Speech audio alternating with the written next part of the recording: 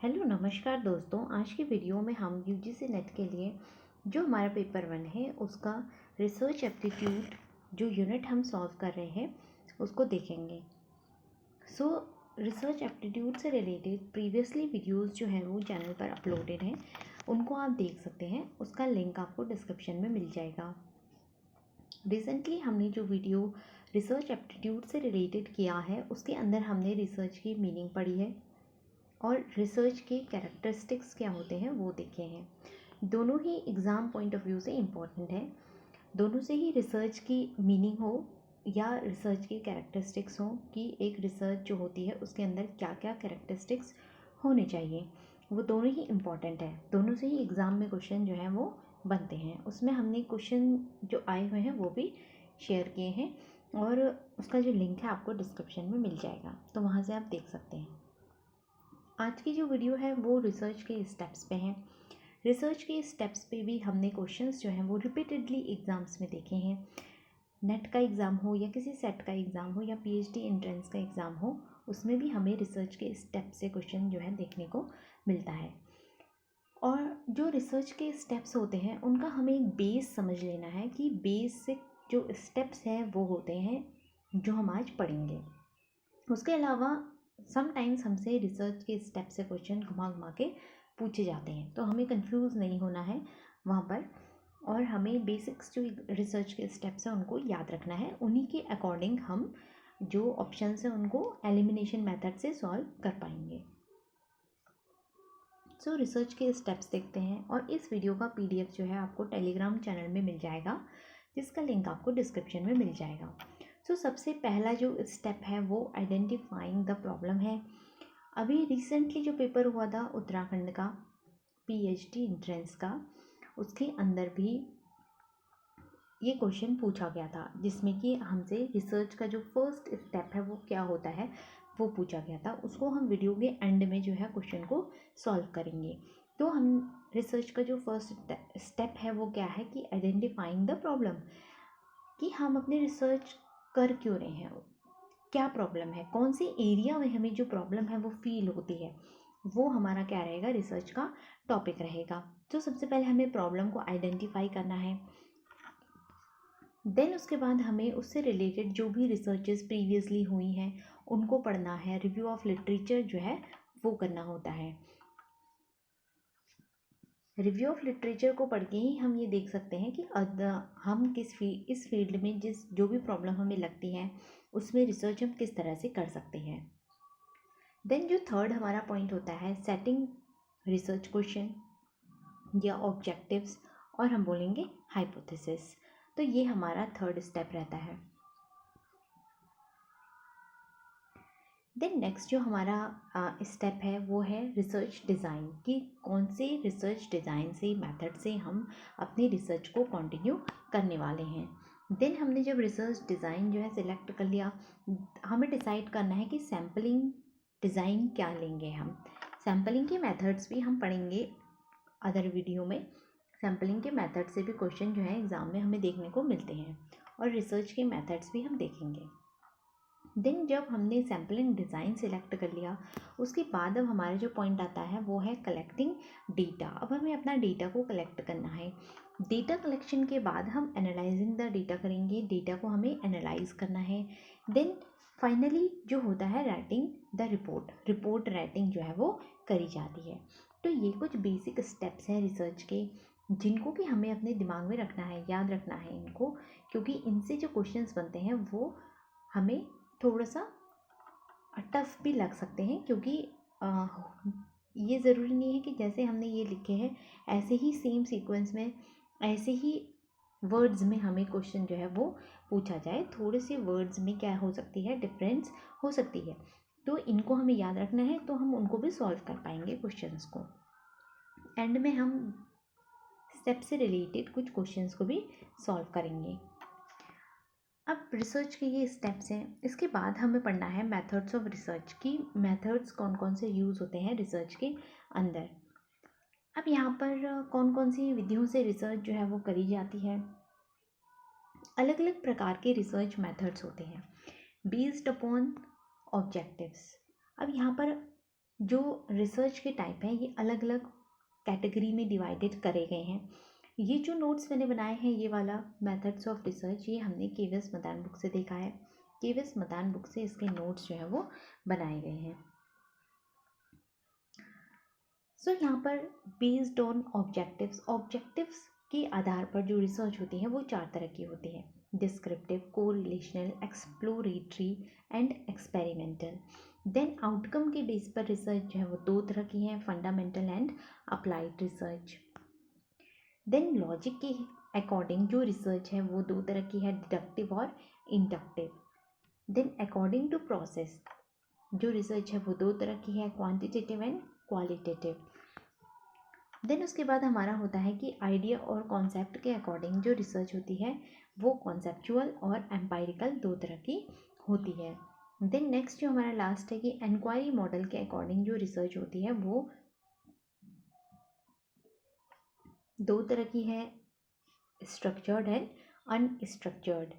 तो ये हमारे रिसर्च के मेथड्स हैं, डिफरेंट मेथड्स ऑफ रिसर्च हैं, जिनको हम अभी डिटेल में पढ़ेंगे कि कौन सा मेथड जो है वो किस तरह से कौन सी स्टडी में हम कर सकते हैं, और एंड में हम कुछ क्वेश्चंस को भी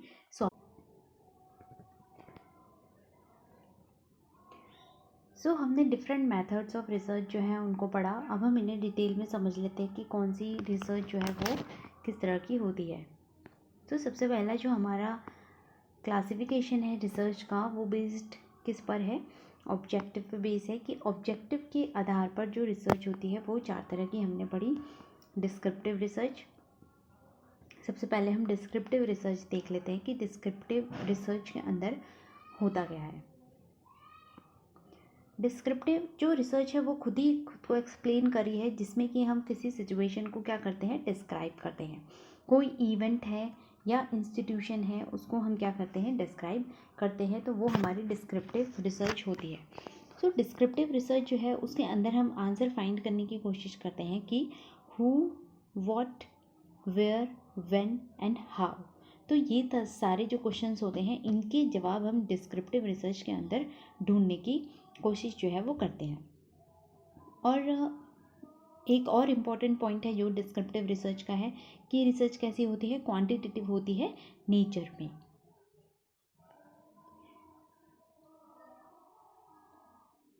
इन सिंपल वर्ड्स हम देख सकते हैं कि descriptive research is all about describing the phenomenon, observing, drawing conclusion from it. So जो भी फिनोमिनन है, घटना हुई है, उसको हम क्या करते हैं, डिस्क्राइब करते हैं, ऑब्जर्व करते हैं और एक कंक्लूजन पे पहुंचते हैं। इसमें किसी भी तरह की मैनिपुलेशन जो है वो नहीं होती है डिस्क्रिप्टिव रिसर्च के अंदर। हम देख सकते हैं डिस्क्रिप्टिव रिसर्च का एग्जाम्पल जो है वो नेशनल सैंपल सर्वे है, या सेंसस जो होता है, जनगणना जो होती है, वो हमारी डिस्क्रिप्टिव रिसर्च का एग्जाम्पल है। उसको हम डिस्क्रिप्टिव रिसर्च का एग्जाम्पल जो है वो ले सकते हैं। तो डिस्क्रिप्टिव रिसर्च में हमारा जो डेटा है उसको हम किसी भी तरीके से मैनिपुलेट जो है वो नहीं करेंगे। मैनिपुलेशन जो होती है वेरिएबल्स की नहीं होती है इसमें। इसमें जो भी एग्जिस्ट करता है उसको हमें जैसा है वैसा ही उसको ऑब्जर्व करना होता है जिस कंडीशन में है। तो ये हमारा डिस्क्रिप्टिव रिसर्च जो है वो रहता है। अब यहाँ पर हम देखेंगे टाइप्स ऑफ डिस्क्रिप्टिव रिसर्च कि कितने तरह की डिस्क्रिप्टिव रिसर्च जो है वो होती है। डिस्क्रिप्टिव रिसर्च के अंदर डिफरेंट कैटेगरीज जो है वो आती हैं। सबसे पहला इसमें है सर्वे रिसर्च, देन इसमें है को रिलेशनल स्टडीज़। तो सर्वे हमें जैसा कि नाम से ही पता है कि इसमें हम क्या करेंगे, सर्वे करेंगे। सर्वे की मेथड से हम रिसर्च जो है वो कंडक्ट कराएंगे। तो किसी भी एग्जिस्टिंग सिचुएशन को उसका ऑथेंटिक जो है डिस्क्रिप्शन देने के लिए सर्वे जो है वो कंडक्ट कराया जाता है। सिचुएशन को एनालाइज करा जाता है, डायग्नोज करा जाता है प्रॉब्लम को, उसमें से मोर इन्फॉर्मेशन जो है उसको निकाला जाता है। देन हमारा कोरिलेशनल स्टडीज़ होती है, जिसमें कि हम जो हमारे वेरिएबल्स हैं उनके बीच में रिलेशनशिप जो है उसको फाइंड आउट करने की कोशिश करते हैं। जो भी 2 वेरिएबल्स हैं उनके बीच में क्या रिलेशनशिप है उसको हम फाइंड आउट करने की कोशिश करते हैं किसमें, कोरिलेशनल स्टडीज़ के अंदर। सो कोरिलेशनल जो मेथड है उनकी एग्जांपल हम देख सकते हैं कि कोई दो वेरिएबल्स हैं, जैसे कि यहाँ पर हमें एग्जांपल गिवन है, how is the performance of learner related to their learning skills and study habit. तो क्या रिलेशनशिप है लर्नर का उनकी परफॉर्मेंस पे और उनकी जो लर्निंग स्किल्स हैं और लर्निंग के हैबिट्स हैं, हैबिट्स का परफॉर्मेंस पे के साथ क्या रिलेशन है, वो फाइंड आउट हम करेंगे। तो वो हमारा कोरिलेशनल स्टडीज़ जो है वो रहता है। देन हमारा आ जाता है x post facto research. X post facto जो रिसर्च होती है, इसके अंदर हम फाइंड आउट करते हैं जो भी कॉज एंड इफ़ेक्ट होता है, मतलब कि जो फिनोमिनन है वो हुआ है उसको स्टडी करते हैं, उसको फाइंड आउट करने की कोशिश जो है इसके अंदर करी जाती है। ये सोशल साइंसेस के अंदर यूज़ करा जाता है और बिजनेस जो ऑर्गेनाइजेशंस हैं उनके अंदर इसको यूज़ करा जाता है। ये कंडक्ट कराया जाता है आफ्टर कोई भी जो फिनोमिनन है, घटना जो है वो घट गई है, उसके बाद ऑब्जर्व करने के लिए इसको एक्स पोस्ट फैक्टो जो रिसर्च होती है उसको करा जाता है। इसमें जो वेरिएबल्स हमारे होते हैं उनको मैनिपुलेशन इसके अंदर भी नहीं करा जाता है। एज इट इज़ जो फिनोमिनन है उसको ऑब्जर्व जो है वो करा जाएगा। इसमें भी किसी तरह की मैनिपुलेशन जो है वो नहीं होती है। मैनिपुलेशन जो होती है वेरिएबल्स की, वो सिर्फ जो हमारी एक्सपेरिमेंटल रिसर्च है उसके अंदर होती है। सो एक्स पोस्ट फैक्टो रिसर्च के अंदर भी मैनिपुलेशन जो वेरिएबल्स की है वो नहीं होती है। देन हमारा आ जाता है हिस्टोरिकल रिसर्च। हिस्टोरिकल रिसर्च, जैसा कि नाम से ही हमें पता चल रहा है कि इसमें हम जो हिस्ट्री में, पास्ट में जो चीज़ें हुई हैं उनको हम ऑब्ज़र्व करेंगे। इसमें क्या रहता है, हिस्टोरिकल आस्पेक्ट जो है वो किसी इशू का, प्रॉब्लम का, उसको स्टडी जो है वो किया जाता है। एग्जाम्पल के लिए हम देख सकते हैं कि growth of trade unions in India, evolution of modern education system in India. तो हम देख सकते हैं कि जो इंडिया का एजुकेशन सिस्टम है वो ग्रो कैसे हुआ, पास्ट में कैसा था और अब कैसा है, उसको हम ग्रोथ जो है इंडियन एजुकेशन सिस्टम की उसको हम स्टडी करेंगे।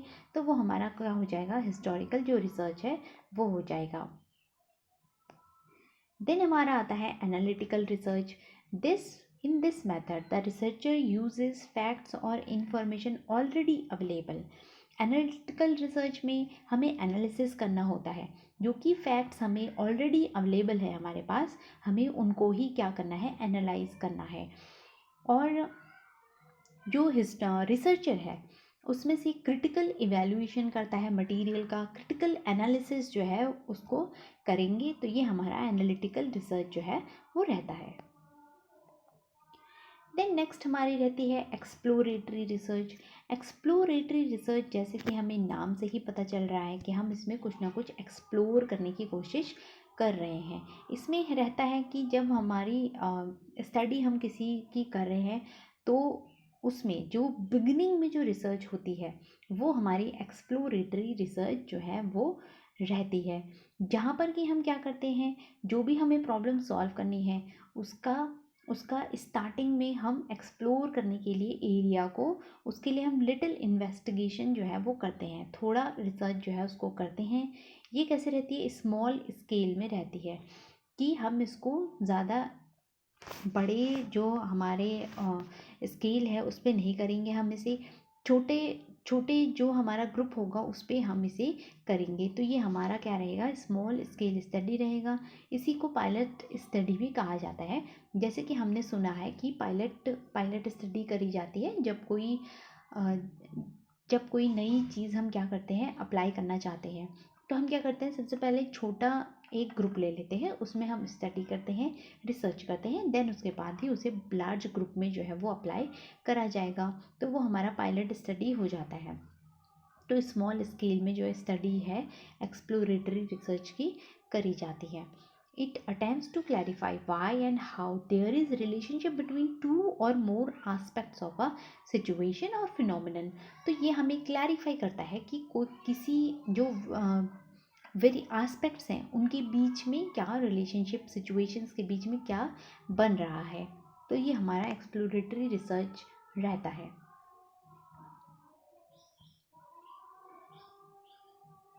अब यहाँ पर हम देखेंगे, हमने डिस्क्रिप्टिव रिसर्च को पढ़ा, अब हम देखेंगे एक्सपेरिमेंटल रिसर्च। एक्सपेरिमेंटल रिसर्च में हमें पता है कि एक्सपेरिमेंटल रिसर्च के अंदर हम कॉजल रिलेशनशिप जो है वो इस्टेब्लिश करते हैं। इसके अंदर कॉज एंड इफ़ेक्ट जो है हम देखते हैं। यहाँ पर दो वेरिएबल्स के बीच में या दो से ज़्यादा जो वेरिएबल्स होते हैं उनके बीच में रिलेशनशिप को फाइंड आउट किया जाता है। यहाँ पर इफ़ अगर हम वेरिएबल्स की बात करें तो यहाँ पर एक्सपेरिमेंटल जो रिसर्च होती है इसी के अंदर जो वेरिएबल होते हैं उनका मैनिपुलेशन जो है वो किया जाता है। और मैनिपुलेशन किसका होता है? जो इंडिपेंडेंट वेरिएबल है उसका मैनिपुलेशन जो है इसके अंदर किया जाता है एक्सपेरिमेंटल रिसर्च के अंदर। और डिपेंडेंट वेरिएबल के अंदर हम इफ़ेक्ट को स्टडी करते हैं। तो यहाँ पर दो वेरिएबल हम पढ़ते हैं, एक पढ़ते हैं हम इंडिपेंडेंट वेरिएबल और दूसरा पढ़ते हैं डिपेंडेंट वेरिएबल। सो इंडिपेंडेंट वेरिएबल जो होता है वो कॉज होता है और डिपेंडेंट वेरिएबल जो रहता है वो क्या रहता है? इफ़ेक्ट रहता है। तो इसलिए हम इसमें कॉज एंड इफ़ेक्ट जो है वो स्टडी करते हैं।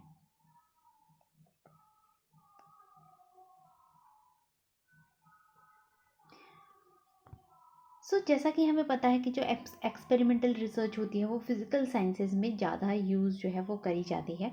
जैसे कि ये मेथड जो है अप्लाइड करा जाता है साइंसेज में, बायोलॉजिकल साइंसेज में और मेडिसिन में एक्सपेरिमेंटल रिसर्च जो है वो ज़्यादा यूज़ जो है उसको किया जाता है।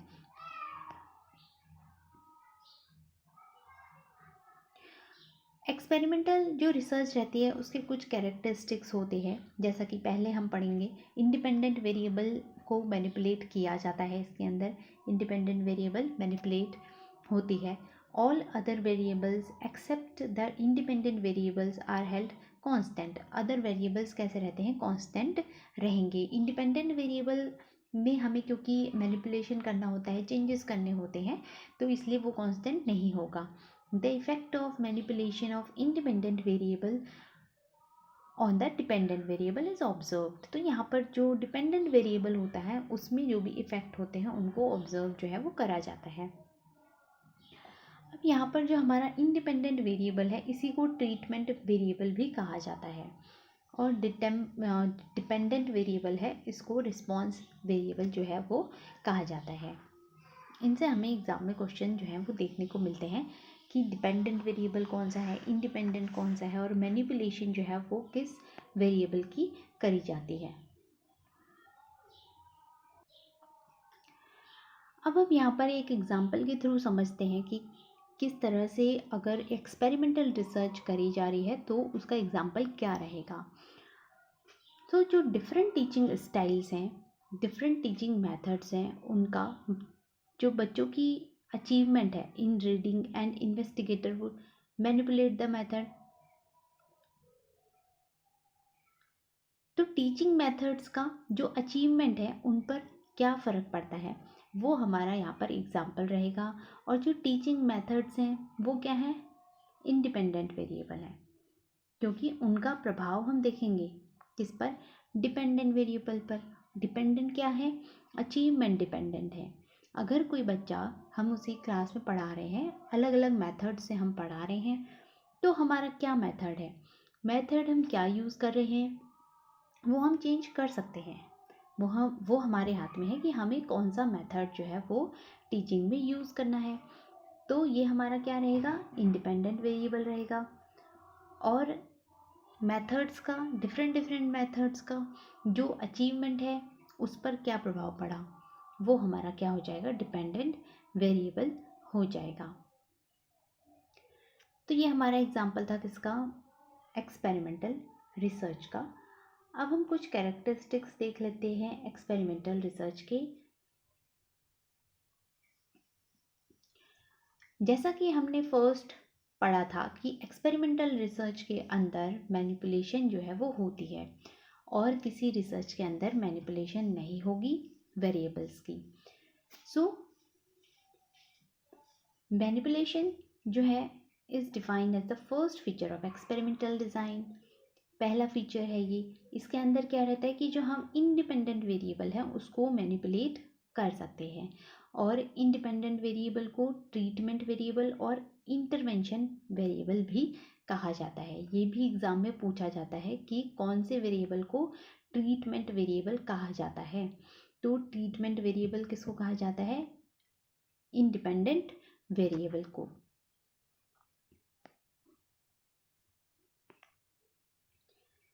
अब नेक्स्ट हमारा होता है control.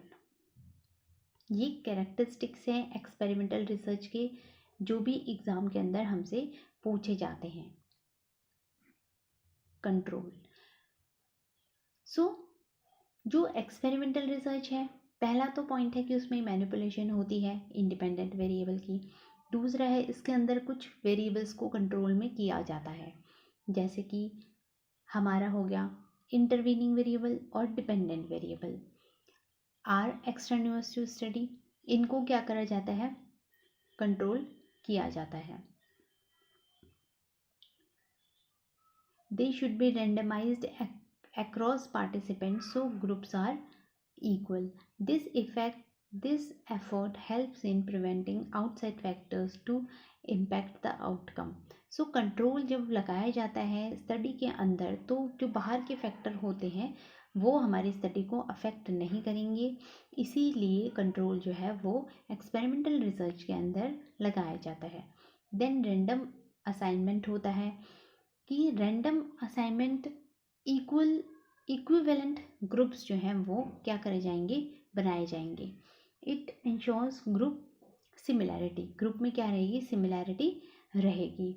It means each participant has equal chance of being selected. So हर एक पार्टिसिपेंट्स के पास जो है वो इक्वल चांस रहता है सिलेक्शन का, तो वो हमारा रैंडम असाइनमेंट रहता है। They are independent of selection of other participants. तो other participants और एक दोनों ही participants का क्या रहता है कि equal chance रहेगा कि selection जो है वो हो। नेक्स्ट जो हमारा पॉइंट है वो है रिफ्लेक्सिविटी।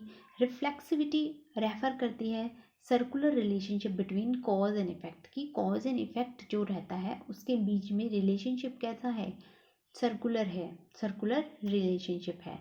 और reflex relationship is by directional with both the cause and effect affecting one another in a relationship in which neither can be assigned as cause or effect.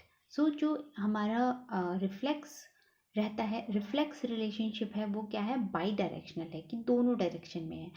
कि इसके अंदर क्या रहेगा कि कॉज एंड इफेक्ट जो है वो एक दूसरे के साथ रिलेशनशिप जो है उनका कैसा है। तो ये हमारा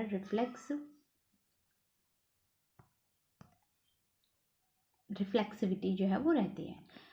अब हम यहाँ पर जो हमारा एक्सपेरिमेंटल रिसर्च है उसके टाइप्स देखेंगे, जो कि हम चार्ट के थ्रू समझ लेते हैं। एक्सपेरिमेंटल रिसर्च डिज़ाइन जो है वो 4 तरह की है। Pre experimental, true experimental, quasi experimental, statistical. तो 4 तरह के एक्सपेरिमेंटल डिज़ाइन है। सबसे पहला हमारा है प्री एक्सपेरिमेंटल, जिसके अंदर 3 जो हैं वो टाइप्स हैं। One shot cause study, one shot case study, one group pre test post test, then statistic group. True experimental के अंदर है pre test post test control group, then हमारा है post test only control group, Solomon 4 ग्रुप। तो ये हमारा है ट्रू एक्सपेरिमेंटल के अंदर। देन हमारा है क्वासी एक्सपेरिमेंटल रिसर्च, जिसके अंदर आता है टाइम सीरीज और मल्टीपल टाइम सीरीज। स्टैटिस्टिकल जो है उसके अंदर आता है randomised blocks, Latin square design और फैक्टोरियल डिज़ाइन। तो ये हमारे एक्सपेरिमेंटल रिसर्च के टाइप्स हैं। अब हम नेक्स्ट टाइप ऑफ रिसर्च जो है मेथड देखते हैं रिसर्च का, जो कि बेसिस है जिसका एप्लीकेशन के आधार पर जो रिसर्च है वो 2 तरह की होती है। एक है फंडामेंटल रिसर्च और अप्लाइड रिसर्च। फंडामेंटल रिसर्च जिसे कि बेसिक रिसर्च और प्योर रिसर्च भी कहा जाता है। फंडामेंटल रिसर्च जो होती है ये करी जाती है एडिशन टू नॉलेज, नॉलेज को एनहांस करने के लिए, नॉलेज को बढ़ाने के लिए। और जो अप्लाइड रिसर्च है, सॉल्यूशन टू एग्जिस्टिंग प्रॉब्लम, जो भी एग्जिस्टिंग प्रॉब्लम हमारे सामने है उसको सॉल्व करने के लिए अप्लाइड रिसर्च जो है वो करी जाती है। फंडामेंटल रिसर्च जो है वो बेसिक साइंसेज में यूज़ होती है, करी जाती है, जहाँ पर कि कुछ नया हम खोज रहे होते हैं, डिस्कवरी और इन्वेंशन जो होती है इसके अंदर रहती है। और अप्लाइड रिसर्च बेसिकली इनोवेशन और एप्लीकेशन जो है इसके अंदर रहता है। नेक्स्ट जो है यहाँ पर ये मोस्टली अकेडमिक होती है, और applied research practical use in solving a problem रहती है, कि प्रैक्टिकल यूज़ करें हम एक प्रॉब्लम को सॉल्व करने के लिए। ये एक्सटेंसिव रहती है नेचर में, और अप्लाइड रिसर्च कैसी रहती है, इंटेंसिव रहती है नेचर में। अब हम थोड़ा देख लेते हैं और हमें क्या गिवन है फंडामेंटल रिसर्च के बारे में।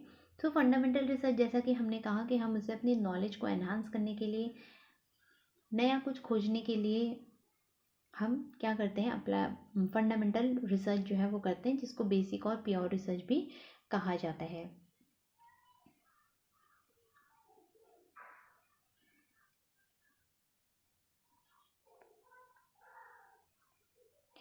देन अप्लाइड रिसर्च, जैसा कि हमने देखा कि जो भी हमें प्रॉब्लम है उसका प्रैक्टिकल सोल्यूशन करने के लिए हम अप्लाइड रिसर्च जो है उसको करते हैं, जहाँ पर कि हम थ्योरी जो भी खोजी गई है उसको अप्लाई करेंगे। जैसे कि it can be use in policy formulation, administration, understanding the phenomenon. तो कोई भी फिनोमिनन है उसको समझने के लिए, और पॉलिसी फॉर्मुलेशन के लिए, एडमिनिस्ट्रेशन के लिए अप्लाइड रिसर्च जो है वो यूज़ करी जाती है। ये जो है हमेशा ही जो बेसिक रिसर्च हुई है उसके आधार पर करी जाती है, जो कि एकेडमिक और इंडस्ट्रियल इंस्टीट्यूशंस में होगी। एग्जाम्पल के लिए हम समझ सकते हैं कि an academic institution such as university will have a specific applied research programme funded by the industrial partner interested in that programme. So यहाँ पर हमने देखा कि एग्जाम्पल हमें गिवन है जिसमें कि हमें ये बताया जा रहा है कि कोई यूनिवर्सिटी में कोई स्पेसिफिक अप्लाइड रिसर्च प्रोग्राम जो है वो फंड किया गया है, किसने, इंडस्ट्री ने फंड किया है। तो वो हमारा रहता है क्या, अप्लाइड रिसर्च, जिसमें हमने जो भी प्रॉब्लम है उसको पहले से गिवन जो हमारे पास सॉल्यूशन रहेंगे उनको हम उसमें अप्लाई करते हैं। देन लॉजिक के आधार पर जो रिसर्च होती है वो दो तरह की होती है, डिडक्टिव और इंडक्टिव रिसर्च। तो डिडक्टिव रिसर्च जिसमें कि हम टॉप से बॉटम की तरफ जाते हैं, जहाँ पर कि हम जनरल से जनरल टू स्पेसिफिक जाते हैं, कि पहले हम एक जनरल रूल जो है वो ले लेते हैं, देन उसके बाद हम उसे अप्लाई कर देंगे।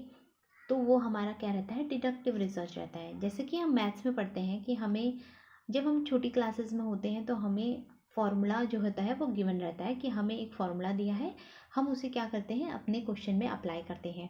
तो हमें एक रूल गिवन था, रूल को हमने क्या करा, क्वेश्चन में अप्लाई किया और सीधे ही आंसर जो है वो निकाल दिया। बड़ी क्लासेस में हम जाते हैं तो हमें जो फॉर्मूला हम बचपन में, मतलब लोअर क्लासेस में हम अप्लाई कर रहे थे, सीनियर क्लासेस में हमें वो फॉर्मूले को प्रूव करना होता है, प्रूव करते हैं हम उसको, रूल को। तो इसमें हम कैसे जा रहे हैं, पहले हम उसको स्पेसिफिक से हम कैसे जा रहे हैं, फिर रूल तक जा रहे हैं। तो वो हमारा डाउन से हम किधर जा रहे हैं, अप की तरफ, मतलब कि हम उसको सॉल्व करते हुए एट द एंड हम रूल तक पहुंच रहे हैं। तो वो हमारा इंडक्टिव मेथड है। डिडक्टिव में क्या रहता है कि हम सीधे ही जो हमारा फॉर्मूला है, जनरल है, उसको हम अप्लाई कर देते हैं। तो वो हमारा क्या रहता है, जनरल टू स्पेसिफिक रहता है।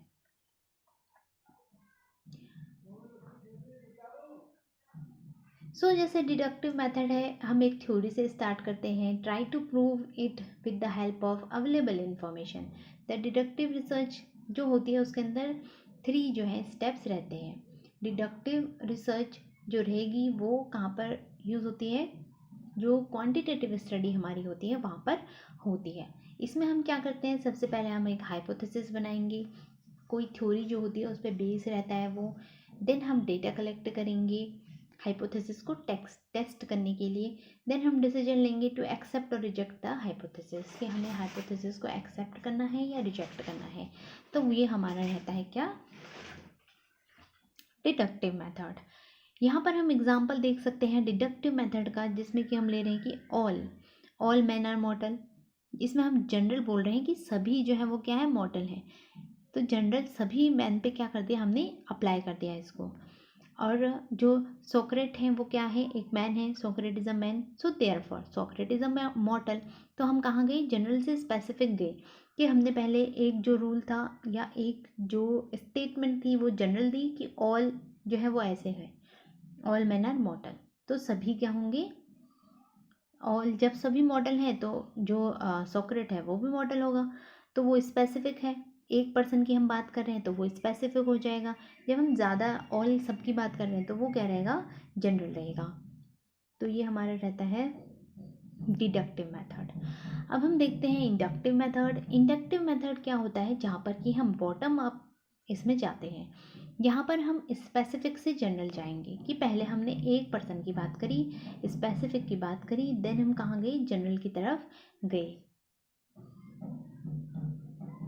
इसे बॉटम अप भी कहते हैं हम। और ये क्वालिटेटिव जो हमारी रिसर्चेज रहती हैं उनमें यूज़ होता है क्या, इंडक्टिव अप्रोच। ये हमने पढ़ लिया कि जनरल से स्पेसिफिक में हम इसमें जाते हैं। इसमें डिफरेंट फिनोमिनन जो है वो वर्ल्ड में ऑब्जर्व करे जाते हैं। जो भी फिनोमिनन हो रही हैं वो ऑब्जर्व जो है वो करी जाती है। इसका रिसर्च का जो पैटर्न रहता है वो ऑब्जर्वेशन रहता है। Make a generalisation about what is occurring. तो जो भी हो रहा है उसके लिए क्या बनाया जाता है, एक जनरलाइजेशन जो है वो किया जाता है।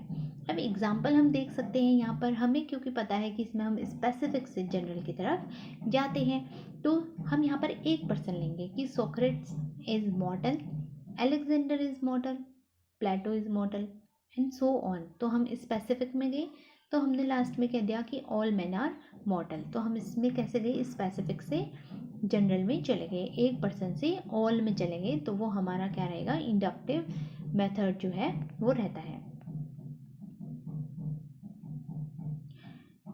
तो जैसे कि हम देख रहे थे कि जो जनरलाइजेशन होता है उसमें क्या होता है, रूल्स एंड लॉज जो हैं, थ्योरीज इंडक्टिव और डिडक्टिव मेथड में किस तरह से रहता है। कि हमने देखा कि हमने जो डिडक्टिव मेथड हमने पढ़ा था उसमें हमने पढ़ा था कि वो कैसी रहती है, टॉप टू बॉटम रहती है।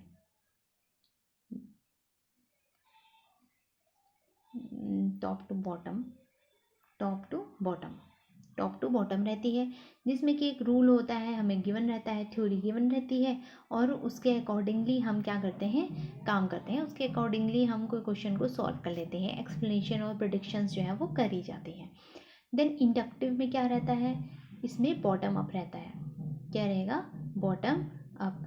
कोई जो रूल और जो थ्योरी होगी वो हमें क्या करनी रहती है, प्रूफ करनी होती है। एट द एंड हम कहाँ पर पहुँचेंगे, लॉ और थ्योरी में पहुँचेंगे। तो वो हमारा क्या रहेगा, इंडक्टिव रहेगा, बॉटम अप रहेगा, बॉटम अप रहेगा। तो इसमें ऑब्जर्वेशंस एंड फैक्ट्स जो हैं वो। अब हम क्लासिफिकेशन देखेंगे मेथड्स का on the basis of inquiry mode. Inquiry mode के अकॉर्डिंग जो क्लासिफिकेशन होता है वो दो तरह का होता है। एक तो होता है स्ट्रक्चर्ड अप्रोच, दूसरा होता है अनस्ट्रक्चर्ड अप्रोच। जो स्ट्रक्चर्ड अप्रोच है वो जो हमारी उसमें एक स्ट्रक्चर्ड वे में प्लान के साथ जो है रिसर्च करी जाती है, जो कि क्वांटिटेटिव जो रिसर्च होती है उसके अंदर आता है, जो कि स्ट्रक्चर्ड रहता है। जहाँ पर कि जो रिसर्च प्रोसेस रहती है उसमें ऑब्जेक्टिव्स, डिज़ाइन, सैम्पल जो सब कुछ क्या रहते हैं, फिक्स रहते हैं, प्री डिटरमाइंड रहते हैं। पहले से ही हमने फिक्स किया होता है कि कौन कौन से ऑब्जेक्टिव्स हैं हमारे, और डिज़ाइन कौन सा हम यूज़ करेंगे, सैम्पल जो है वो हमारे फिक्स रहते हैं, प्री डिटरमाइंड रहते हैं। तो वो हमारा स्ट्रक्चर्ड जो एक रिसर्च होती है वो रहती है। अब एग्जाम्पल के लिए हमें गिवन है, how many people have a particular problem, how many people hold a particular attitude. तो ये हमारा एक एग्जाम्पल है कि हमने एक स्ट्रक्चर्ड वे में ये देखना चाहते हैं कि कितने लोगों को एक पर्टिकुलर प्रॉब्लम जो है वो कितने लोगों को है। अब दूसरा हम देखते हैं अनस्ट्रक्चर्ड अप्रोच, जहाँ पर कि अनस्ट्रक्चर्ड जो है, जहाँ पर कि हमने क्वालिटेटिव जो रिसर्च होती है उसके अंदर अनस्ट्रक्चर्ड जो अप्रोच है वो आती है, जहाँ पर कि इंक्वायरी जो होती है वो क्वालिटेटिव वे में करी जाती है। क्वांटिटेटिव जो रहता है उसमें हम नंबर्स में डाटा लेते हैं। ये भी एक जो पार्ट है वो क्वांटिटेटिव रिसर्च का रहता है, जहाँ पर ये हम नंबर्स में डेटा लेते हैं और वहाँ पर क्वांटिटेटिव जो रिसर्च होती है उसमें ही हाइपोथेसिस भी फॉर्म होती है। अब यहाँ पर अनस्ट्रक्चर्ड जो अप्रोच है वो कैसा है, क्वालिटेटिव के अंदर आता है, फ्लेक्सिबल रहता है। वहाँ पर हमने कोई प्री डिटरमाइंड जो स्ट्रक्चर्ड हमारे थे वो नहीं बनाए हुए हैं, ये फ्लेक्सिबल रहता है। रिसर्चर जो है फ्लेक्सिबिलिटी के अकॉर्डिंग जो है वो कोई इशू जो उसको सॉल्व करते हैं, जो भी इशू उनके सामने है उनको सॉल्व करेंगे। नेक्स्ट हमारा आ जाता है क्वांटिटेटिव एंड क्वालिटेटिव रिसर्च, जो कि जिसका बेसिस है कि पर्पस के अकॉर्डिंग जो रिसर्च है वो दो तरह की है। पहली हमारी क्वांटिटेटिव रिसर्च है, देन क्वालिटेटिव रिसर्च है।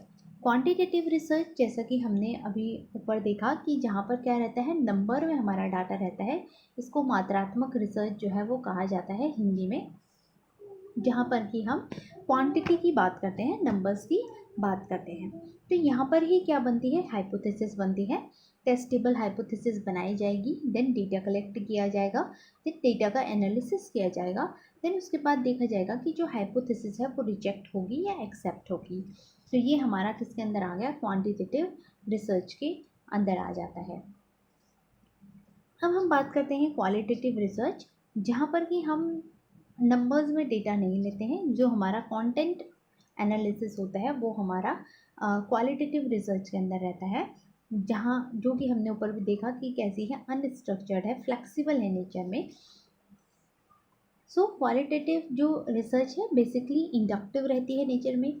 ये सब लिंक्ड हैं आपस में, जो हमने अभी इंडक्टिव और डिडक्टिव रिसर्च के टाइप पढ़े, अप्रोचेस के टाइप पढ़े प्रीवियस, इससे पहले हमने जो इंडक्टिव और डिडक्टिव पढ़ा था।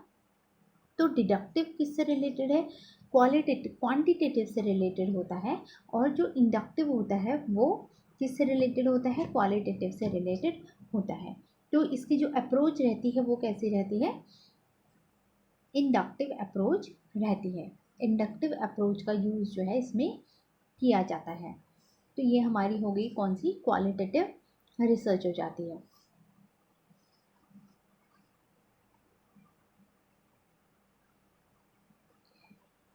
यहाँ पर हम थोड़ी करेक्टरिस्टिक्स देख लेते हैं क्वालिटेटिव रिसर्च के, जहाँ पर कि intended research area is not well studied और अंडरस्टूड, जहाँ पर कि रिसर्च का जो एरिया रहता है वो अच्छे से स्टडीड नहीं किया गया है, तभी हम इसे अनस्ट्रक्चर्ड जो है वो बोल रहे हैं। A subject needed to be studied in depth, subject को हमें कैसे पढ़ना है, इन डेप्थ में पढ़ना है। होलिस्टिकली, हमारा होलिस्टिक पर्सपेक्टिव होना चाहिए, मतलब सारे ही तरफ को हम क्या करें, मेज़र करें। पर्सपेक्टिव जो हमारा हो कैसा हो कि एक ही दिशा में ना हो, सारे ही एस्पेक्ट्स को हम देखें। Behavioural aspects of people need to be studied, जो लोगों का बिहेवियरल एस्पेक्ट है वो स्टडी करना होता है। Then measurement techniques like questionnaires are not considered suitable, क्योंकि हम यहाँ पर क्वालिटेटिव रिसर्च की बात कर रहे हैं तो इसलिए यहाँ पर क्वेश्चनायर्स जो है वो सूटेबल नहीं माने गए हैं। देन इसके अलावा जो researcher is more interested in the process and not the product, तो इसमें जो रिसर्चर रहता है हाउ इट वर्क, जो प्रोसेस है उस पर ज़्यादा फोकस करता है, आउटकम पे यहाँ पर फोकस कम रहता है क्वालिटेटिव रिसर्च के अंदर। तो ये हमारा हो गया।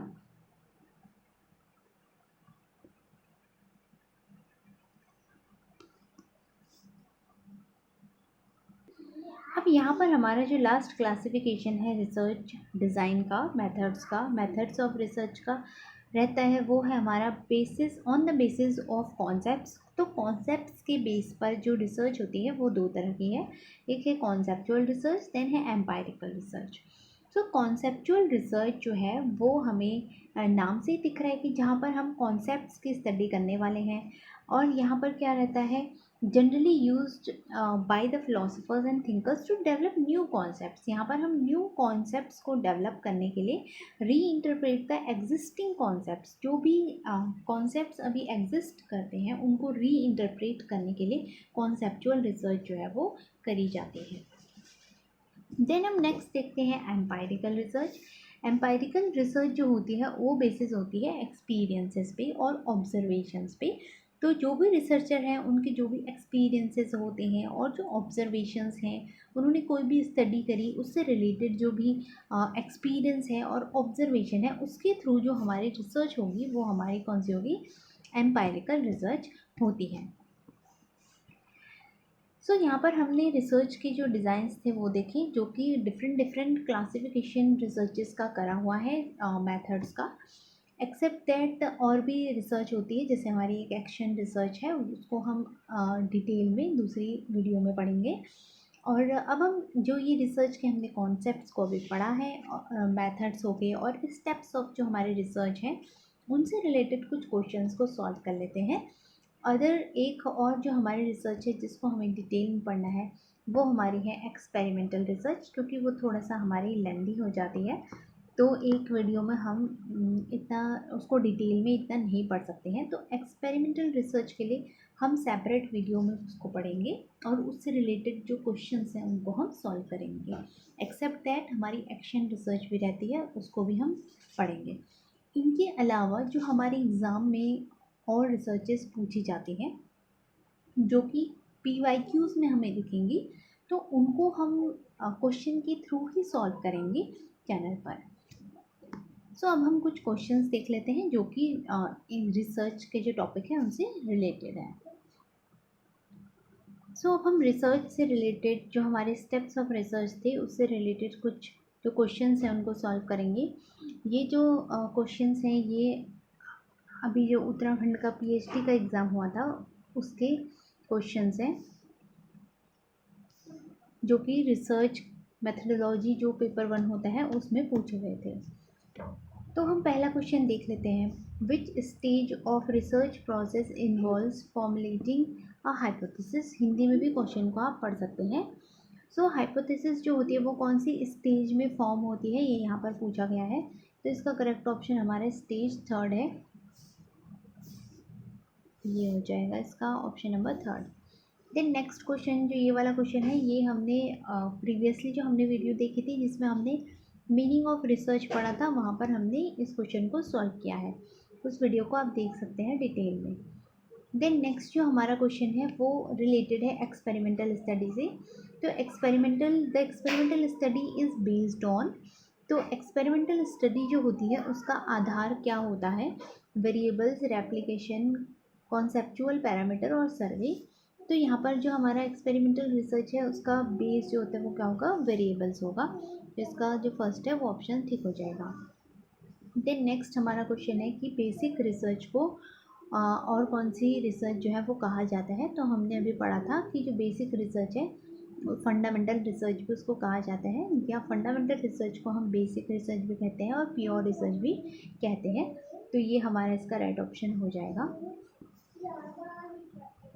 देन नेक्स्ट जो हमारा क्वेश्चन है वो हमारा है कि the first step of research is. तो रिसर्च का पहला स्टेप क्या होता है कि हमें प्रॉब्लम को क्या करना है, आइडेंटिफाई करना है, आइडेंटिफाइंग अ प्रॉब्लम। तो ये हमारा रिसर्च का पहला स्टेप रहता है।